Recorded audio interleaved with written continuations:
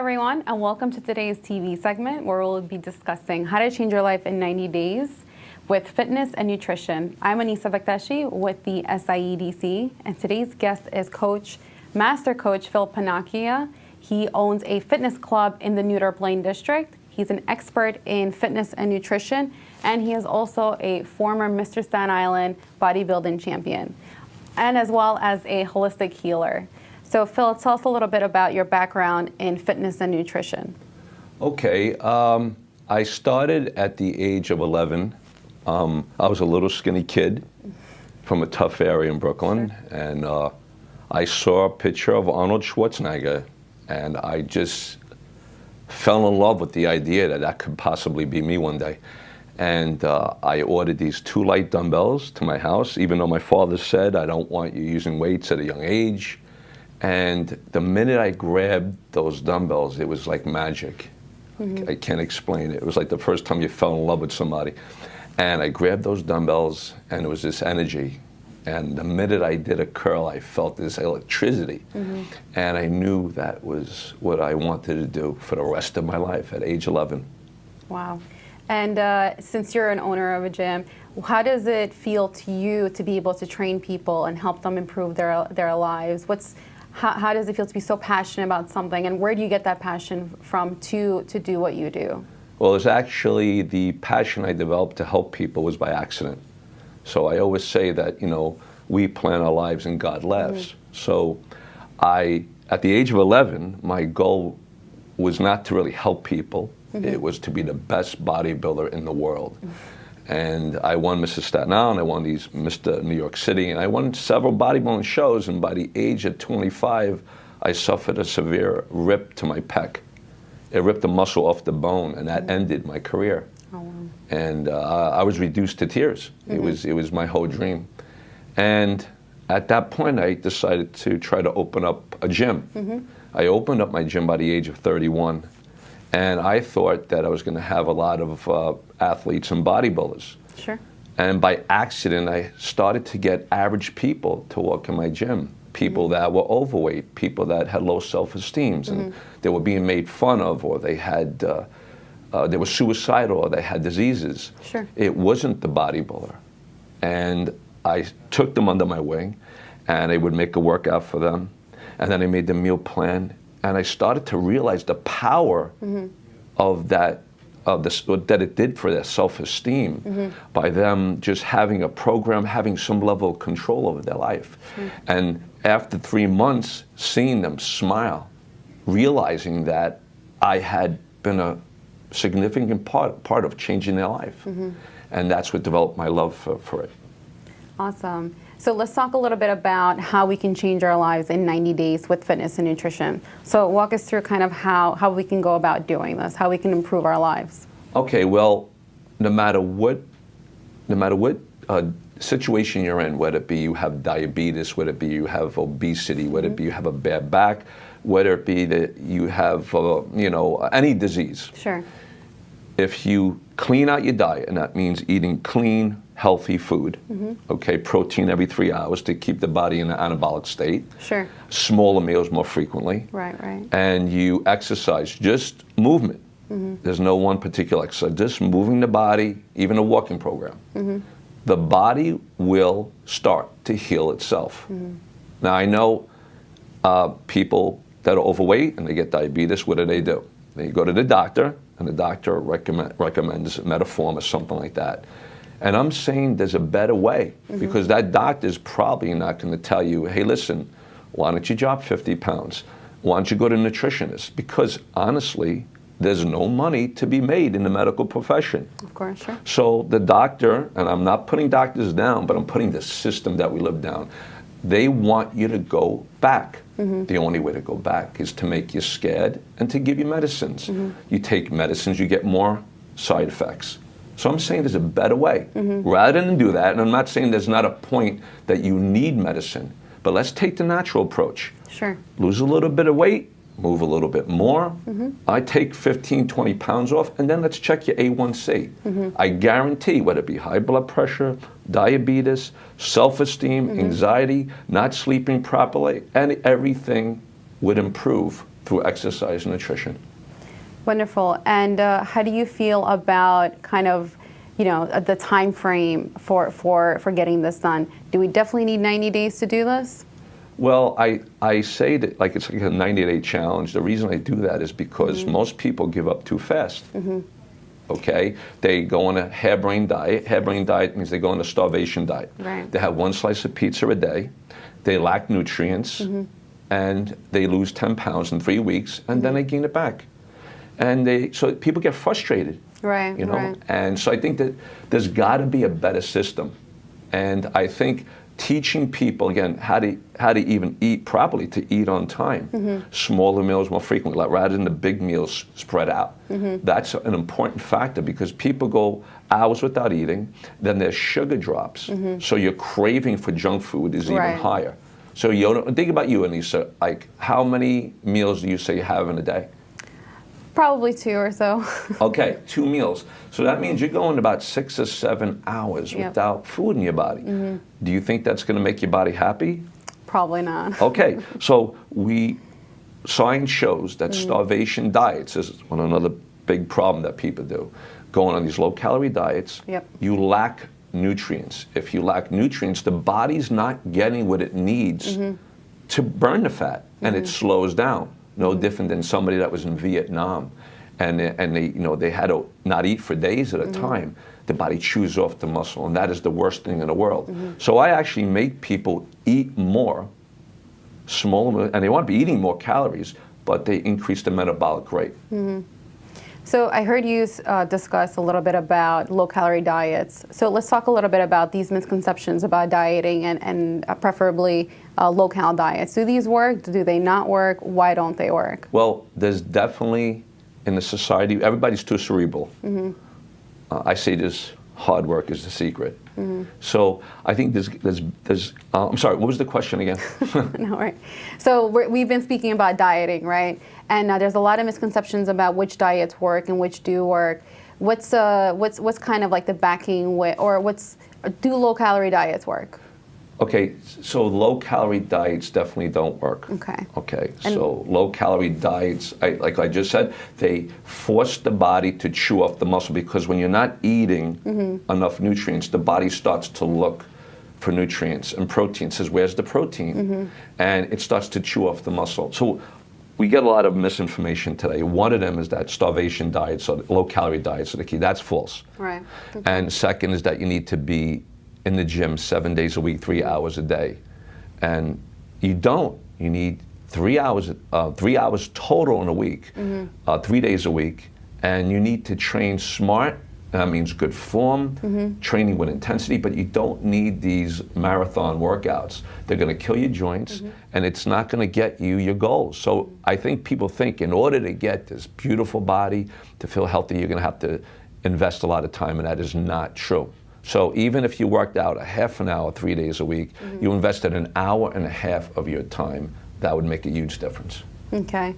So since these low-cal diets don't work, can you give us a little bit of advice on nutrition and kind of what we should be eating, what we shouldn't be eating? I know obviously sugar is a big deal where you shouldn't be eating so much of it. What should we cut out? What kind of food should we eat? That's a very general question, right? Everybody's different. Right. So you're saying, with all the 350 million people, should we all have the same diet? And the answer is no, emphatically no. Okay. Because we're different. We have different body fats, different metabolism, geographically we're different. So you want to make sure that you're at least eating generally 20 to 35 grams of protein, depending on your size of your body, every 3 waking hours. Wow. That's a simple thing that you could do. As far as how many carbohydrates, you would have to go with the person's goals. Okay. So if I have a skinny guy that's 17 years old, yeah, I'm going to give him more carbs. But I have someone who wants to lose weight, you got to lower your carbs, increase your natural fats. So in this country, fat is almost a bad word. Fat is bad for you. Well, back in the 80s, you watch the Seinfeld show and you'll see him, Giuliani with his low-fat diet. And well, guess what? Low-fat diets actually slow down your metabolism, and they don't stimulate the endocrine system, which is the glands in the body. If the glands are not nourished, they don't function. What makes you age is when the glands do not secrete a proper amount of hormone. And so natural fats, like the Native American Indians, the mountain, all those, even your forefathers ate red meat. So low calorie diets and low fat diets are the worst thing in the world. So increase your natural fats, which is organic peanut butter, avocado, grass-fed red meat, organic eggs, and decrease starches, your rice, your potatoes, your pasta. So you're really not eating less, but you're changing the combination of what you eat. By increasing the natural fats and lowering your carbs, the body will start to be tricked into using fat as an energy source. So your body will actually chew the fat off your body, making you a more efficient machine. Gotcha. And so we spoke a little bit about dieting. We spoke a little bit about nutrition and fitness. Within this whole 90-day experience, how can we stay motivated and make sure that we're continuing to push through the 90-day challenge? That's a good question. You have to have some kind of willpower. Listen, I consider myself a pretty successful trainer, but you're gonna get that person that even when I write out a meal plan and they spend $700 to train with me, is still gonna go out and eat junk food. So what I tell people, a simple thing, what I do is I ask them one simple question. If you don't change your behaviors now, and you don't take action, what would happen in 10 years? So if a guy's 100 pounds overweight and he's 20 years old, what happens when he's 30? And I want you to imagine that life. I want you to imagine that. So sometimes you got to do that. You got one life and you got one body. So I think that's very important to make people keep things in perspective. And then another powerful tool that I use is goal setting. Okay, everything you do in life, anything you've achieved, manifests because it started in your mind, right? So if you wanted to get married, well, you had to go on a date to get married. You had to say, well, I want to go out with that guy, I want to fall in love and have a family. If you didn't think that, I wouldn't have a gym right now if I didn't think, right? So thought precedes manifestation. So knowing, first it starts in the mind. What do you want to achieve? Simple question. Okay, the guy's in his 50s, he's 20 pounds overweight. Hey, I want to have a flat stomach. I want to feel more energy, all right? I want to feel more masculine. Okay, write those goals down. I want to lose 20 pounds. Put it on your refrigerator. Put it on your refrigerator, 20 pounds. I want my waist. Hey, I'm single, I'm back in the market again. I want to look good for women. Whatever it takes, write down what you want and then write down goals. And each day, take 1% towards those goals. So if my goal is to lose 20 pounds, what could I do today? Those short-term goals, well, today I'm gonna eat clean. I'm gonna go to bed on time. I'm gonna take a nice power walk, because you know what? I didn't have time to go to the gym. Right? So I always get a kick out of the COVID people. Why did you gain 100 pounds? COVID. I mean, I say COVID. I went through COVID. I lost weight. So you know what I did? I did body weight movements at home. I kept on walking every day. I kept on eating clean. So I always tell people, no excuses. All right, show people what you're made out of. So once you get those goals, you know what you want, you write down the goals, you put them and you look at it every day and you take 1% towards each goal, and before you know it, boom, a year later you're down 50 pounds. What about time? I mean, a lot of us don't have it. I work 9 to 5, get home at 6 o'clock, let's say. A lot of people, they just don't have enough time to commit to a schedule, let alone a 90-day challenge. What do you say to those people that don't have the time? They're not prioritizing. So what you're saying is that you have time to go out to dinner, you have time to go out with your friends, you have time to watch TV, but you don't have time to exercise. You don't have time to take a 20-minute walk. So I don't want to hear the time excuse. Honestly, it's a BS excuse. If something's important, you find the time. And guess what? If you're healthier, you're going to have more energy. You're going to have more hours in a day. When I see somebody is down, the first thing I say is, once you get an exercise program, you think clearer. All right. The best achievements of my life came when I felt the healthiest. Thank you so much, Phil. We're going to take a quick break. We'll be right back.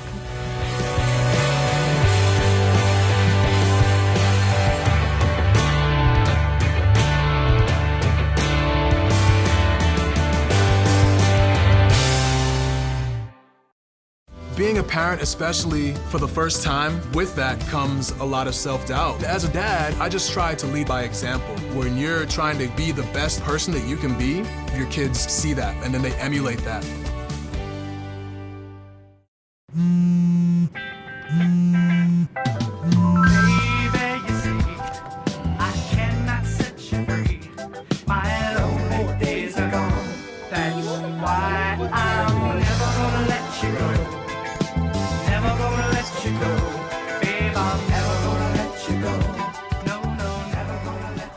Here you go.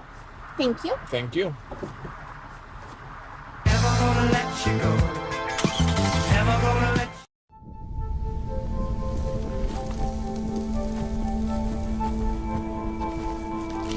Eva Marie smoked 12,000 packs of cigarettes over 15 years.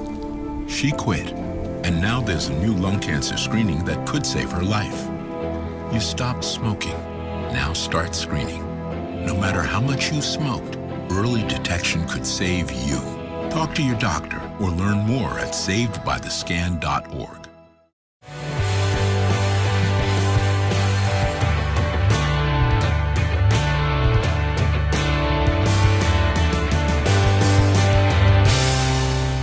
Hello, everyone. We're back with today's segment about how to change your life in 90 days with fitness and nutrition. We have our special guest here today, Phil Panacchia. He's a master coach, and he's discussing a little bit with us about fitness and nutrition, how we can change our lives. So right now we were discussing about what kind of gets us motivated to stay, the course of a 90-day challenge, even when we don't have the time. So Phil, you've been training people for a super long time. What's kind of some good motivational factors that you do yourself to kind of stay the track and help people and improve their lives? Well, you want, like I said before, you got to set goals. You got to know what you want. So I think when people are down, they tend to ask the wrong questions to themselves. Okay, so if you ask the wrong questions, you're not going to be motivated. So I say, first, know what you want. You have to be clear about what you want, and you have to take action. Take action, make decisions. So I'm not happy with my life. Do I sit back and take antidepressants, gain weight, have no relationships, and just slowly die? Or do I do something and take action? So getting angry and getting fed up is a good sign. Right? You're fed up, you want to make a change, but you got to take action. Sure. If you don't take action, nothing has changed. So for me, I just dropped 25 pounds. Okay, how did I do it? I looked in the mirror, I saw a belly, I didn't like it. But I did something about it. I started eating less. I couldn't go heavy anymore, so I started doing body weight movements. But I started doing yoga. Sure. I started walking, if I couldn't walk more than 25 minutes because I have a rip Achilles. So what I started to do, I broke up the walks to 10 and 10. But I found a way to take action. If something doesn't work, try something else. But never, never give up. This is clearly your purpose. So talk to us a little bit about how you went from bodybuilding and now being this renowned fitness coach and helping other people improve their lives. Well, I always tell people the difference between somebody that's really successful and happy is they know how to take negativity and flip it for something positive. So at the point, it's 1990. I'm benching 400 pounds. I'm getting ready for the Nationals, which is one step before my pro, right? My pro card. Working my whole life for it. I ripped my muscle off the bone. Now, at that point, I'm in the hospital. Sure. I tried to make a comeback. It did not happen. What do? I had to do something. So I said, you know what? I opened my gym. Now, I had to stop competing. And by accident, I started to train average people. And I started to train girls that were 16 years old and 300 pounds. A man that just got divorced and got cancer, and he was saying he wanted to end his life. Those were the people I was getting. So I took them, and I started to see the amazing transformation on just with exercise, that it gave them a sense of control. We live in a world that wants you insecure. It wants you worried. So when I started to see my gift, and the gift was not being Mr. Olympia anymore. God's plan was a little better than mine. He said, let me take this guy. He's not going to be a world champion, but we're going to take him and make him work with these thousands of people, and he's going to change so many other people's lives rather than just being a champion. And that's why when things happen to you in life, you have to flip the negative. All right? When things happen, take that negative and say, what could I get? Well, what did I get? I got a mental toughness. I take that now. I got knowledge on what not to do. So even if something doesn't work, you learned what not to do. Right. So it's your perspective and the questions that you ask yourself. And what do you say to those people that, they don't like gyms, they don't want to go, they don't like to use machines? Maybe, a dumbbell is a little, just not something that they're really into. Do you give them a different type of approach where they maybe go for a walk, or they bike, or they jog, run? What's kind of, the next idea? Yeah, that's a good question. I would like you to be in the gym, because there's a lot of variety of things you could do. But let's just say someone says, I'm not going to a gym. Can you still say, yeah, you could still stay fit? Like you said, a walking program. But the key is movement. Okay. Movement. So if you say, I have no weights, can you do a body weight squat? Did you get out of a chair today? Did you get out of your car? Did you go to the bathroom? Well, then you squatted. You squatted. Did you open a door? That's movement. So when someone says, I can't do this, I can't, there's always, as long as you're breathing, there's something you could do. So even if you had to buy a book, body weight exercises, and yoga, and just did that, and just went and walked 10 minutes a day, that would change your life. If you change your life, you change everybody around you, because now you become an inspiration. So that's the beauty of this. It's not just about you. We're all connected. There's this like one big energy field. So when you're helping somebody else, you're helping humanity. And there is no better feeling than helping your fellow man. And I always use this story because I think it's very intricate, especially in today's society. Today it's more is better, more is better, more is better. And I'm saying, well, at one point in time, there's this story, and it was the devil. And the devil looks for people that are down. He looks for people. And there was this man, his wife left him, he lost his job, he was getting older. And the devil said to him, I'll give you one moment of complete contentment for your soul. And the man was so desperate. He didn't want to do, but he was desperate. He would do anything. And he gave them he gave him his soul. Do you know what that one moment of complete contentment was? It was giving to your fellow man. So here we are. We're like, Elvis Presley, Marilyn Monroe, people that had money, had looks. Britney Spears, you see it over and over. People that have is not enough. You could still be empty inside. So when you give, anybody out there, no matter how bad life is, if you just help somebody today, it does something. That's what we're meant to do. We're meant to give. How much of a like not because you said you don't need to work out every day, right, for 7 days a week for this challenge. How many days would you say that the average person should work out in order to kind of fulfill this 90-day experience?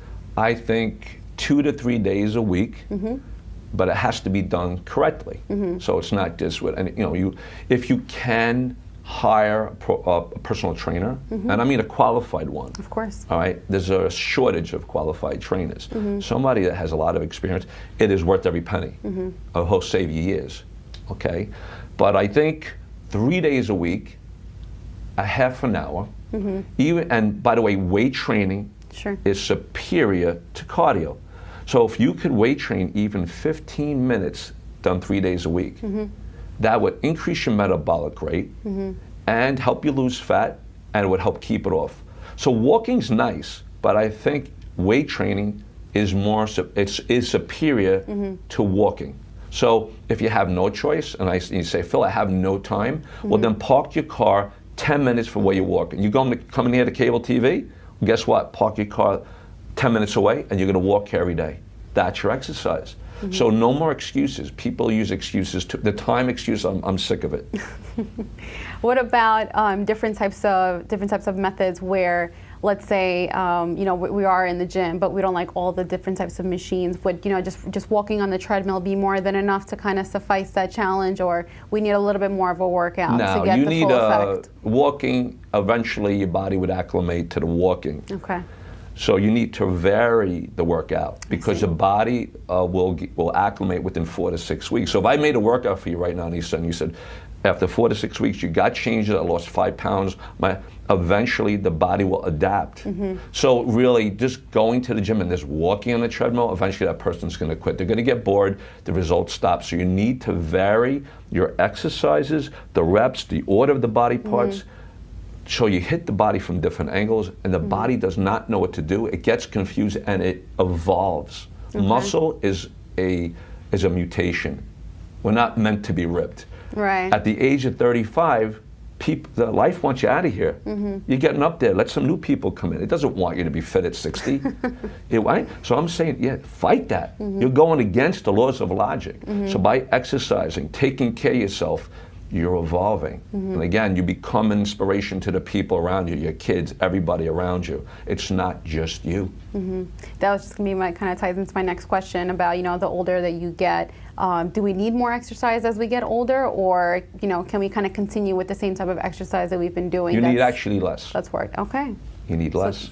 How much less are we talking here? Let's say somebody is, 30 years old. Sure. And the other, right? That person's recuperative abilities are better, so she could go 4 to 5 days, maybe 4. 5 is too much. All right?